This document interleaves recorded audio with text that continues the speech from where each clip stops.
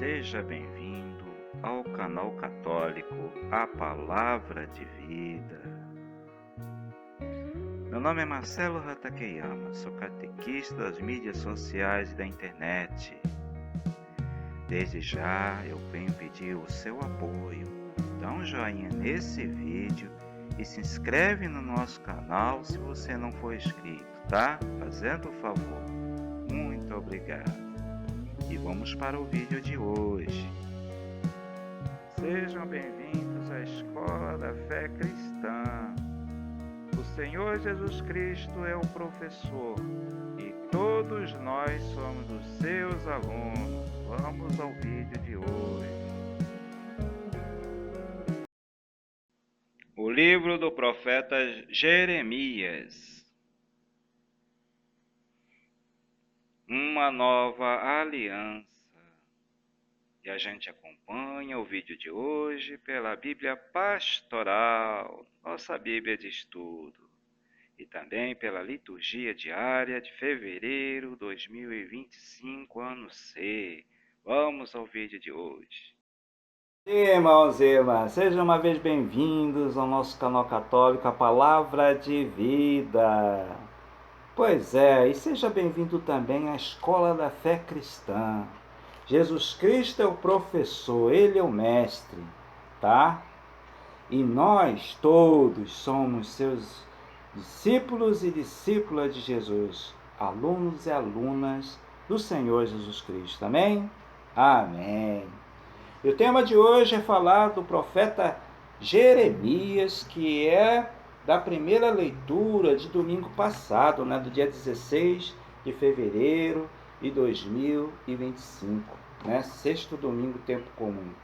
Então a gente acompanha na liturgia diária, a liturgia diária de fevereiro de 2025, ano C, Também vamos ver aqui principalmente a introdução da Bíblia Pastoral, nossa Bíblia de estudo, Então, a gente vai ver a introdução da Bíblia Pastoral, que vai nos ensinar sobre o contexto histórico, político, social da época em que foi escrito o profeta Jeremias, para a gente poder entender as suas palavras, É o magistério da igreja nos ensinando. E no final, como sempre, a gente vai rezar a oração do Jubileu 2025. Tá bom, gente? Meus irmãos, vamos primeiro à introdução, A introdução ao profeta Jeremias. E o título da Bíblia Pastoral é Uma Nova Aliança. Quem vai realizar essa nova aliança?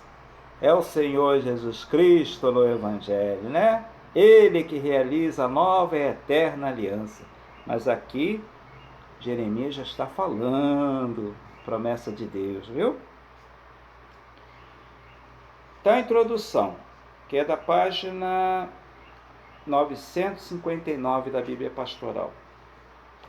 Jeremias é da tribo de Benjamim, originário de Anatote, pequena cidade do interior. Embora de família sacerdotal, está ligado às tradições proféticas do norte, principalmente a Oséias, e não às tradições do sacerdócio e da corte de Jerusalém. Como Miqueias, ele pertence ao mundo camponês. Então, Jeremias é da roça, De maneira crítica, ele traz consigo a visão do camponês sobre a situação do país. A atividade profética de Jeremias se desenvolveu entre os anos 627 a 586 a.C. e pode ser dividida em 4 períodos. Aí são 4 períodos históricos para a gente poder entender o livro do profeta Jeremias. O primeiro período, que vai de 627 a 609 a.C., durante o reinado de Josias. Segundo período, de 609 a 598 a.C., durante o reinado de Joaquim. Terceiro período, durante o reinado de Sedecias, que é de 597 a 586 a.C., e o quarto período, depois da queda de Jerusalém, né? 586 a.C. Porque 586 a.C. é quando acontece o exílio da Babilônia, entendeu? Então o profeta, ele é um dos profetas antes do exílio da Babilônia. Então ele exerce sua função antes até o período em que aconteceu o exílio da Babilônia, tá? É isso aí. Vamos ver essas quatro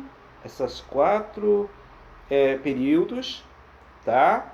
Vamos conhecer, tá bom? Então, o primeiro período, né, primeiro período, durante o reinado de Josias, 627 a 609 a.C.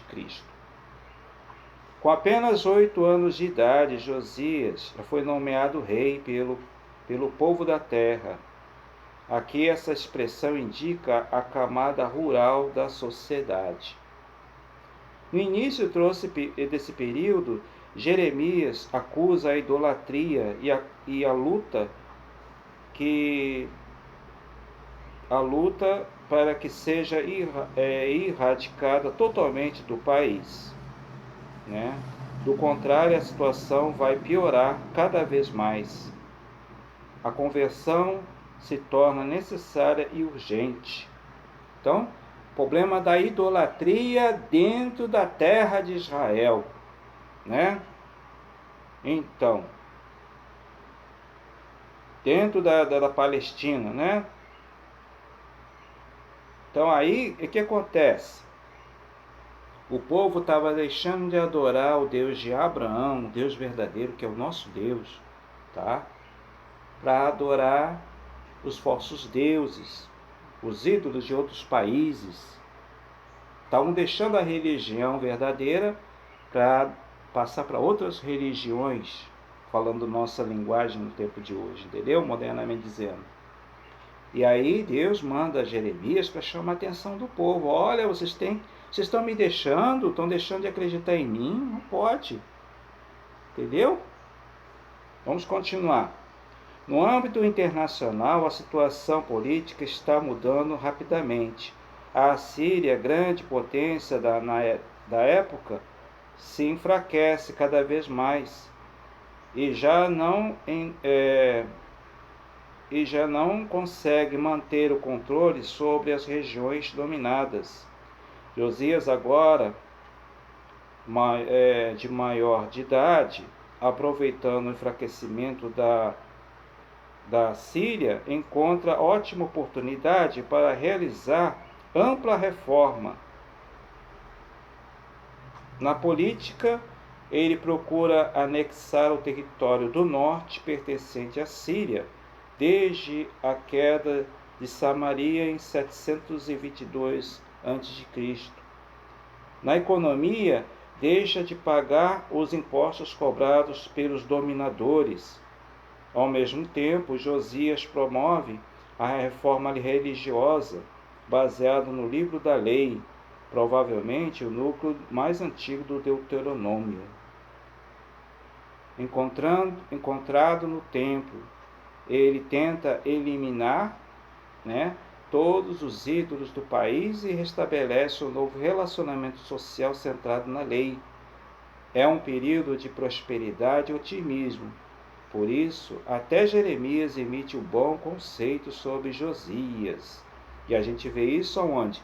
Jeremias capítulo 22, versículo 15 ao 16.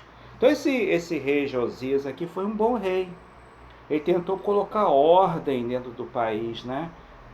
Tanto na parte de economia, como na parte religiosa, social, ele tentou organizar as coisas, né? Então, vamos ver aqui agora o segundo período. O segundo período que vai de 609 a 598 a.C., né? Durante o reinado de Joaquim. Com a decadência da Assíria, as relações internacionais começam a ganhar novas feições. Novos povos, ávidos de conquista e supremacia, despontam no horizonte. Citas, medos, babilônicos e também os egípcios, que tentam ressurgir de um período decadente. Com isso, a faixa da Palestina passa de novo a ser palco de disputas políticas e militares. Nessa época morre Josias, no ano 609 a.C. Enquanto tenta impedir a incursão do faraó Necau, que procura deter o avanço da Babilônia. No retorno, mesmo derrotado, Necau, ou Necaô, não sei, vai a Jerusalém, depõe Joacás, substituto de Josias, e coloca no trono de Judá o despótico Joaquim. Essa atitude do faraó pretendia dar à região uma demonstração de força. Pode ser que também Necau confiasse mais em Joaquim do que em Joacás. O povo detestava Joaquim e Jeremias criticava violentamente esse rei. Jeremias capítulo 22, versículo 13 ao 19. É dessa época o famoso discurso sobre o templo, que é capítulo 7, versículo 1 ao 15, e também capítulo 26, que quase custou a vida do profeta. A Babilônia surge como grande potência sob o reinado de Nabucodonosor. Jeremias adverte os israelitas que os babilônicos, em breve invadirão o país. Por causa disso, ele é aprisionado como traidor. Assim mesmo, Jeremias continua denunciando o povo que se esqueceu de Deus por falsear o culto, pela falsa segurança, pelas idolatrias e pelas injustiças sociais. Você vê que o povo se afastou de Deus e começou a se aliar às potências da época, Você vê que aqui, nesse período aqui, o Egito tenta colocar até um rei dentro da terra da Palestina para poder dominar aquela região. E a Babilônia também disputando. E o profeta, Deus disse ao profeta que a Babilônia vai vencer e vai acabar com tudo. E ninguém acreditava em Jeremias. E Jeremias foi preso por causa disso. Entendeu? Quer dizer, Jeremias tentando alertar o povo do caminho errado. Olha, vocês indo para esse caminho, vocês vão se dar mal. Mas ele não era ouvido. Infelizmente, o profeta não era escutado pelo povo. E principalmente pelas autoridades, E aponta os principais responsáveis. São as pessoas importantes que detêm o poder em Jerusalém. Rei, ministros, falsos profetas, sacerdotes, Esses são os principais responsáveis, porque está levando o povo no caminho errado. O profeta estava com a razão e sua visão realista se confirmou. Em 598 a.C., o exército babilônio estava às portas de Jerusalém. Aí, tá vendo? Aconteceu. Nessa época, o rei Joaquim morreu, provavelmente assassinado. O seu filho e substituto Jeconias não teve tempo para nada. Após 3 meses, Jerusalém era invadida. Então ele, juntamente com os altos oficiais e outros importantes, homens importantes, foram levados para a Babilônia em 597 a.C., a primeira deportação. Sedecias, tio de Jeconias, foi instalado por Nabucodonosor, que é o rei da Babilônia, para reinar em Jerusalém. Aí acontece o exílio da Babilônia, né? Então aí a elite é levada como escrava, os grandes, os ricos, os poderosos da Palestina são levados como escravos lá na Babilônia, e o povo pobre fica abandonado a Deus dará, entendeu? Fica abandonado na terra, passando fome, miséria, entendeu? É isso que aconteceu. Terceiro período, durante o reinado de Sedecias, 597 a 586 a.C. Neste momento decisivo da história de Israel, Sedecias se submete aos babilônios e se mostra indeciso. Em tal situação política, surge uma nova questão religiosa. Afinal, quem é o povo de Deus? Olha só a dúvida. Os desterrados da Babilônia ou aqueles que ficaram em Judá? Jeremias se nega a participar de uma visão simplista, capítulo 24 de Jeremias, e coloca o assunto dentro da política realista. Sedecias e a corte de Jerusalém são incapazes de salvar o povo do desastre. Por isso, os deportados ainda são os que podem trazer esperança, pois estão aprendendo uma dura lição. Essa ideia leva Jeremias novamente para a prisão, né? Pressionado por seus oficiais. Sedecias tenta armar uma revolta contra a Babilônia. Avizinha-se o desastre previsto por Jeremias. Jerusalém é sitiada pelos babilônios. Entretanto, Jeremias também vê os camponeses uma luz salvadora. Entretanto, Jeremias também vê nos camponeses uma luz salvadora. Capítulo 32, versículo 15. Em 587 a.C. se dá a segunda deportação. Esse exílio da Babilônia acontece em dois momentos, né? Um acontece em 597 a.C., né? E outro em 587, 10 anos depois, né? Aí é 587 a.C., né? Segunda deportação. E aí é o último período, né? Que é o quarto período, depois da queda de Jerusalém, em 586 a.C., né? Em 586 a.C., Nabucodonosor resolve destruir Jerusalém, olha só, completamente. Incendeia o templo, o palácio, as casas, e derruba as muralhas.